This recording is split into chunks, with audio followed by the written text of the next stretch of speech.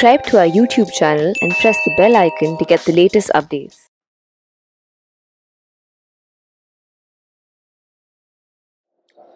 Good evening. HV Desai competitive exam सेंटरच्या वतीने 28 April 2024ला एक मॉक टेस्ट ऑर्गनाईज केलेली आहे.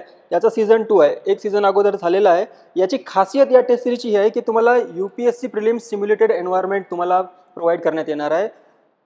कारण आपण रूममध्ये सॉल्व्ह करत असतो, आपण लायब्ररीमध्ये सॉल्व्ह करत असतो, तर अनएक्सपेक्टेड असं काही घडत नसते. पण रिअल टाईममध्ये जेव्हा तुम्ही UPSCच्या एक्झामला जाल तेव्हा बरंच काही असं घडेल जे तुम्हाला कधीच अपेक्षित नव्हतं. फॉर एक्झाम्पल, जेव्हा मी एक्झामला गेलो होतो तेव्हा एकदा मला प्रायमरी स्कूलमध्ये बसवलं होतं. मग ते एकदम छोट्या छोट्या पाट्या होत्या तिथं. त्या पाट्यांवर बसल्यावर मला कळालं की मी 2 तास यावर कम्फर्टेबलच नाही आहे. पण करू काही शकत नाही तुम्ही, तर त्यासुद्धा मेंटल तयारीने तुम्हाला जायचं असतं. तर एकदम UPSC सिम्युलेटेड एन्व्हायरमेंट असते. तुमच्या बाजूला इथं नॉईज पण कदाचित असू शकतो, एखादा नॉईसी इन्व्हिजिलेटर पण असू शकतो. कधी कधी काय होतं की तुमच्या क्लासच्या शेजारून एकदम हायवे रोड वगैरे जात असतो आणि सारखं बीप पण चालू असते, म्हणजे गाड्यांचा आवाज वगैरे पण येत असतो. तर हे सगळं तुम्हाला डोक्यात ठेवून या मेंटॅलिटीने जायचं आहे की what ever might come I will focus exclusively on my paper. तुमची मानसिक स्थिती अशी पाहिजे की मी फक्त माझ्या पेपरवरच लक्ष देणार आहे. ठीक आहे. आणि यासाठी बंपर प्राईज आहे आपल्याला. पहिला प्राईज 10,000 रुपये आहे. तर आय सजेस्ट की सिरियसली ऑनेस्टली तुम्ही हा पेपर अटेम्प्ट करा. सिम्युलेटेड एन्व्हायरमेंट आहे UPSCचं. आणि ठीक है, तो अपने बारे में कुछ बता देता हूँ मैं यहाँ पे. माझं नाव Ranjit Harishchandra Thipe, all India rank 480 UPSC civil services exam 2018ला. तर मला सरांनी इथं स्पेशली यासाठी बोलवलं आहे की तुझे अनुभव तू मुलांना सांग. कारण तू प्रिलिम्स दिले, तू मेन्स दिले, तू इंटरव्ह्यू दिले, तू पास झालाय, तर नेमका तुझा काय अनुभव होता आणि ज्या ज्या वेळेस तू पास झाला तर तू कशामुळे झाला आणि ज्या ज्या वेळेस तुला जर अपयश आलं तर ते कशामुळे आलं. तर तुझा जो एकत्रित अनुभव आहे तो मुलांशी शेअर कर म्हणून सरांनी मला इथं स्पेशली बोलावलं आहे. तर मी माझा अनुभव चांगला वाईट जे काही आहे आणि रिअलचा अनुभव मी तुम्हाला सांगणार आहे.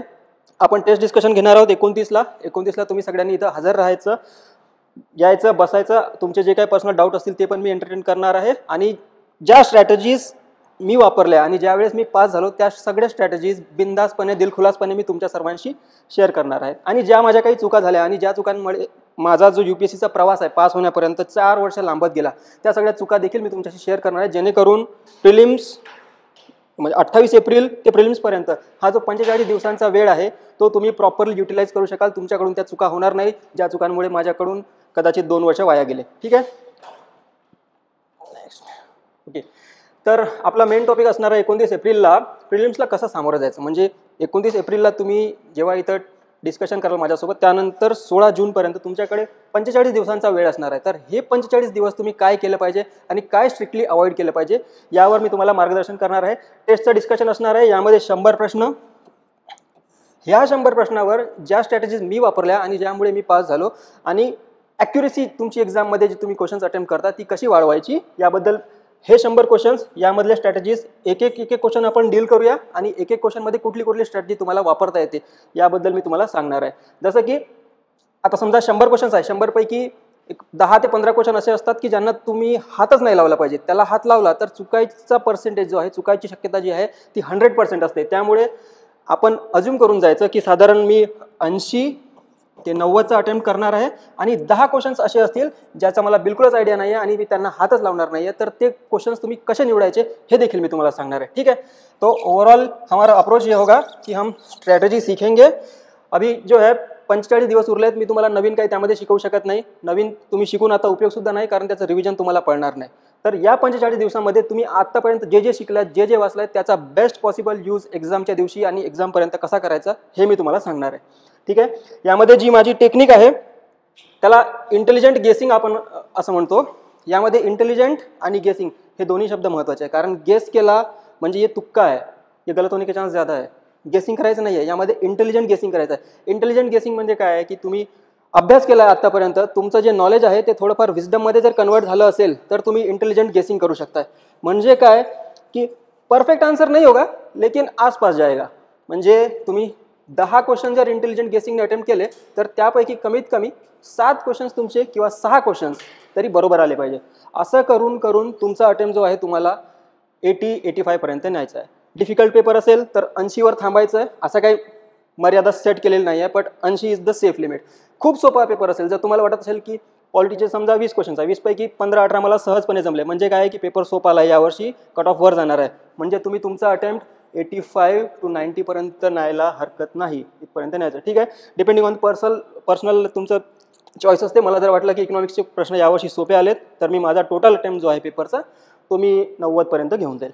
ठीक आहे, तो इंटेलिजंट गेसिंगमध्ये तुम्ही आजपर्यंत जे काही पुस्तकं वाचले, तुम्ही जे काही व्हिडिओज बघितले, तुम्ही कुणाकडून ऐकलं असेल, त्या सगळ्यांचा त्या नॉलेजचा विजडममध्ये कन्वर्ट करून तुम्ही गेसेस करायचे असतात की 10 पैकी तुमचे 7 प्रश्न बरोबर आले पाहिजे. म्हणजे जेमतेम जरी 80 आणि 85चा तुमचा अटेम्प्ट असला तरी तुम्हाला आरामात 100 किंवा 105 एवढे मार्क्स पडले पाहिजे.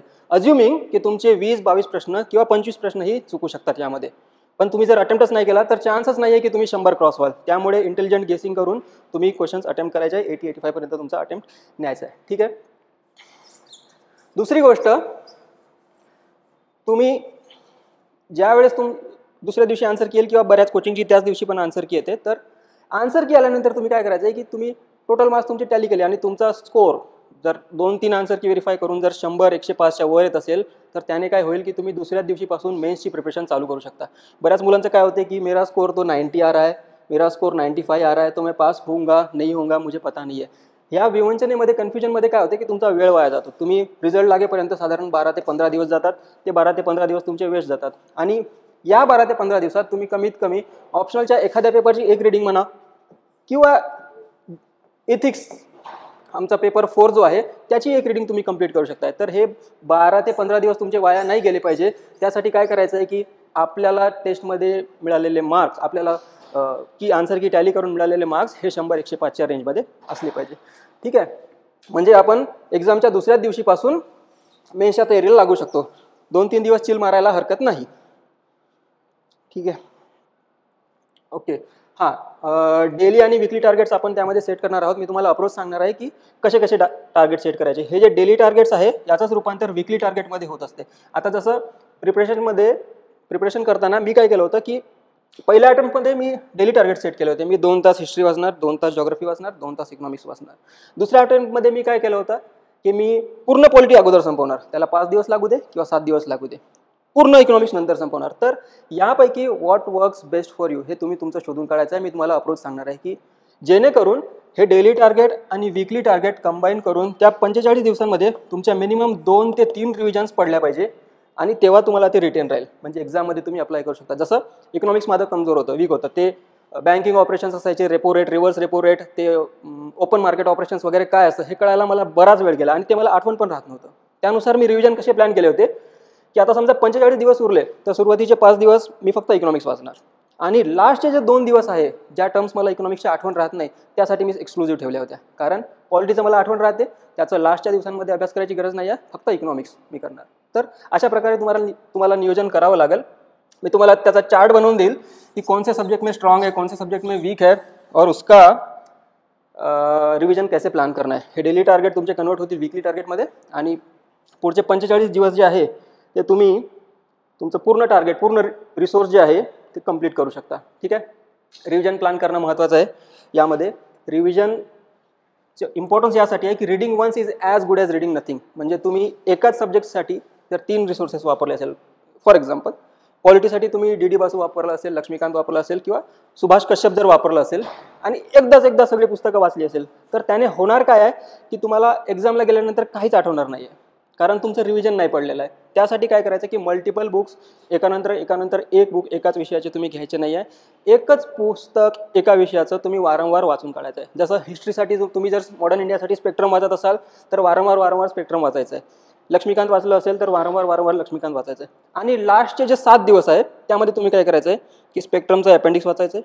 लक्ष्मीकांतचं जर तुम्ही चार्ट बनवला असेल तर वेल अँड गुड. जसं त्यामध्ये कॉन्स्टिट्युशनल बॉडीज असतील, समजा CVC आहे, त्यामध्ये समजा CVC आहे, त्यामध्ये CBI आहे, त्यामध्ये समजा लोकपाल आहे.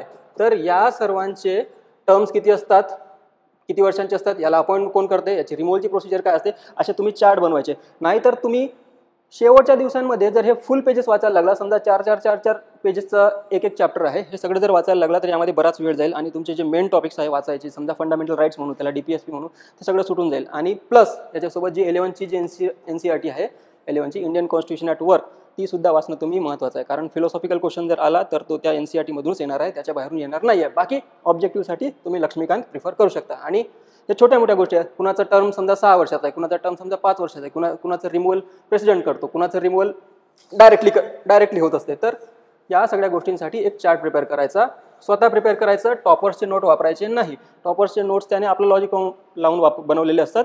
ते तुम्ही वाचताना तुम्हाला वाटते की मला सगळं कळालं, पण ते एक्झामच्या वेळेवर तुम्हाला आठवत नाही. ठीक आहे. Next, memorisation techniques. मेमोरायझेशन बऱ्याचशा गोष्टी असतात ज्यामध्ये काही लिंक लागत नाही, काही लॉजिक लागत नाही. त्यामध्ये तुम्हाला आठवण ठेवणंच भाग पडतं. आणि आठवण ठेवण्यासाठी निमोनिक्सचं टेक्निक वापरतो आपण. काही त्याच्या ॲक्रॉनिम बनवतो. जसं नॉर्थ ईस्टचे स्टेट असतील तर आपण त्याला काय करतो की अरुणा मामी असं करतो. म्हणजे हे काय झालं, अरुणाचल, नागालँड, मणिपूर आणि मिझोरम असा उत्तर दक्षिण क्रम हा आपण ठेवला.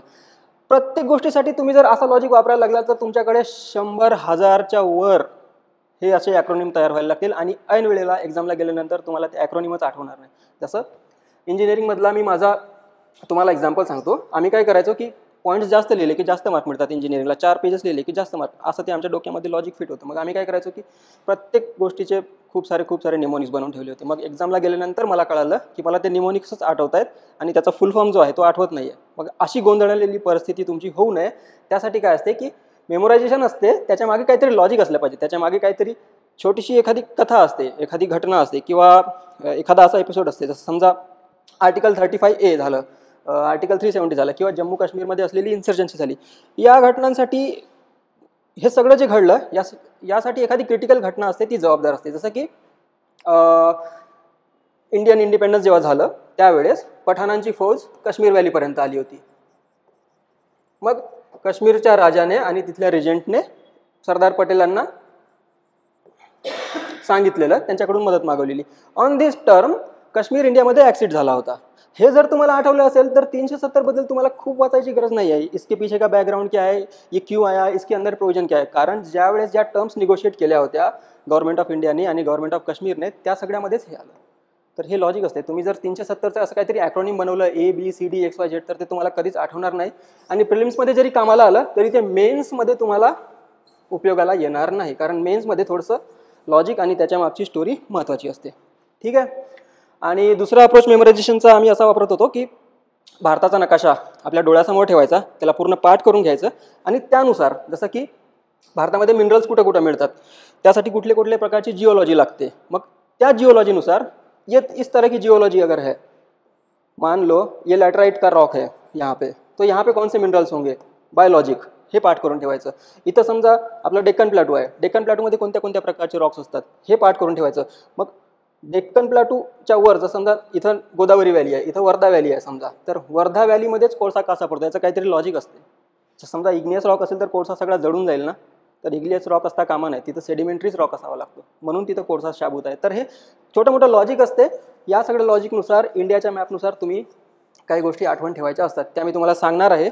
आपण जसं जसं ते 100 क्वेश्चन्स आपण डिस्कस करू त्यानुसार मी तुम्हाला सांगणार आहे की या क्वेश्चनमध्ये मी काय लॉजिक वापरलं असतं, या क्वेश्चनमध्ये मी काय लॉजिक वापरलं असतं, अशा सगळ्या मी टेक्निक्स तुम्हाला तिथे सांगेल. जेणेकरून 100 क्वेश्चन जेव्हा आपण डिस्कस करू तर तुमच्याकडे 50च्या वर अशा लॉजिकल टिप्स असतील की ज्यानुसार तुम्ही इंटेलिजंट गेसिंग करू शकाल.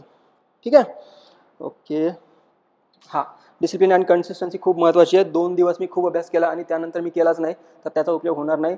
पुढचे 45 दिवस आणि प्रिलिम्स आणि मेन्समधले पुन्हा 90 दिवस तुम्हाला डिसिप्लिन आणि कन्सिस्टन्सी खूप महत्त्वाची आहे. मेंटल काल्मनेस खूप महत्त्वाची आहे. यामध्ये तुम्ही जर गोंधळलेला असाल किंवा तुम्हाला आत्तापासूनच जर प्रिलिम्सची अँक्झायटी लागलेली असेल तर प्रिलिम्सच्या दिवशी तुम्हाला अजून अँक्झायटी होईल. जर तुम्ही आत्तापासून सवय लावून घेतली असेल स्वतःला की हाऊ टू स्टे काम, मी माझं मेंटल पीस कसं कायम ठेवणार आहे, तर तुम्हाला याचा फायदा प्रिलिम्सच्या दिवशीसुद्धा होणार आहे. आणि कन्सिस्टन्सी महत्त्वाची आहे. UPSCची एक्झाम अशी आहे की लॉंग ड्रॉन प्रोसेस आहे. तुम्ही फॉर्म भरता तेव्हापासून तुमच्या हातात फायनल रिझल्ट येतपर्यंत जवळजवळ 13-14 महिने निघून गेलेले असतात आणि हे 13-14 महिने तुम्ही तुमचं डोकं जाग्यावर ठेवणं खूप महत्त्वाचं आहे. मेंटल कामनेस के साथ साथ कंसिस्टेंसी भी यहाँ पे ज़रूरी है.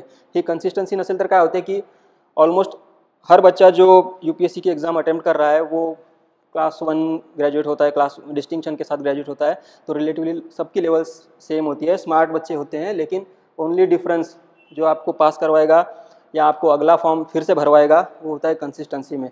स्मार्ट वर्क और हार्ड वर्क दोनों का ज़बरदस्त कॉम्बिनेशन चाहिए यहाँ पे। स्मार्ट वर्क मतलब मैं क्या करता था, मैंने सोचा था सब टॉपर लोग जो करते हैं ना, मैं भी वही करूँगा। तो मैंने एक बार एक टॉपर के सारे नोट्स लेके आ गया था।